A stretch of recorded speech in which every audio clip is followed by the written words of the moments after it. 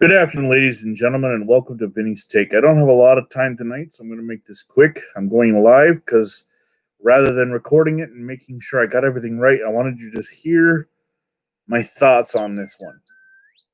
Today, EA Sports released its first update, but tomorrow is the first official update. Today, they just put Colin Kaepernick with his face scan in the game as a free agent quarterback and rated him an 81.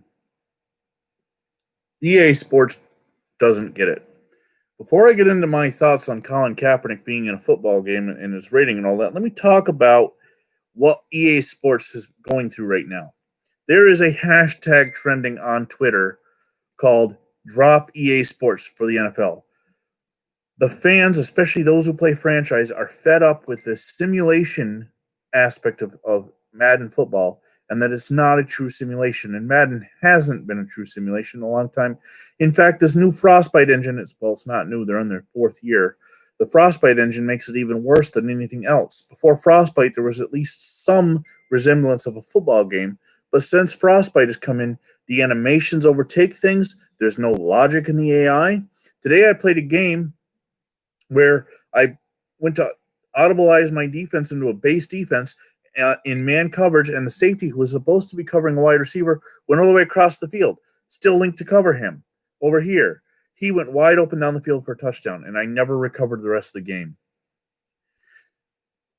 There are bigger things that you need to fix, EA Sports, and those bigger things are franchise, game logic, not to mention how I've been talking about giving us more options, all the options for uniforms, but that is beside the point right now.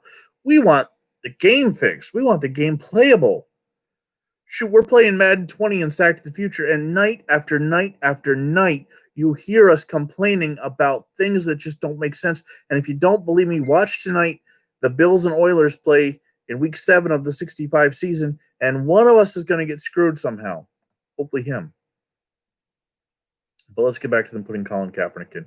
So we agree, well, I agree, I don't care if you agree with me or not, that they have more important things to do than social justice and pandering to the vocal crowd.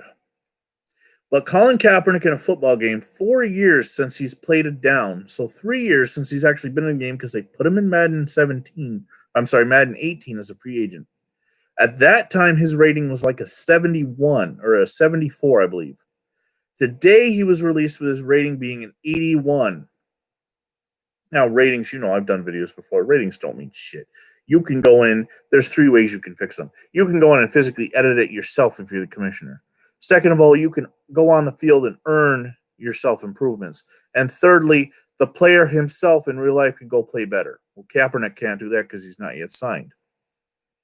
But he's an 81, making him the 15th best quarterback in the game, especially considering how they lowered in Madden 20 the way they rate quarterbacks and passers. That makes him a damn near superstar and possibly an X-Factor player when he hasn't played it down in 3 years. And this screams of something that is nothing more than just social justice, pandering to the vocal minority, and those that want to see him signed.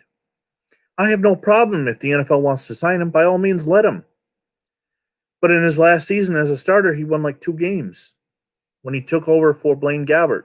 He was actually benched the year before that in favor of Blaine Gabbert. And if you don't know who Blaine Gabbert is, neither do I. Well, actually, I do because I'm a historian. But the bottom line is that his play on the field did not merit an 81 rating. Not only that, but we as consumers of the game, if we really want Colin Kaepernick on the game, we can create him. We can edit an existing quarterback into Colin Kaepernick. We have that ability, and I've stressed that for years. I mean, how do you think Sack of the Future even comes about? So the bottom line is today's announcement, today's release was nothing more than pandering. Pandering to those of you out there in YouTube land that think that is going to solve the issues of society, putting him in a video game. EA Sports, you're not solving anything.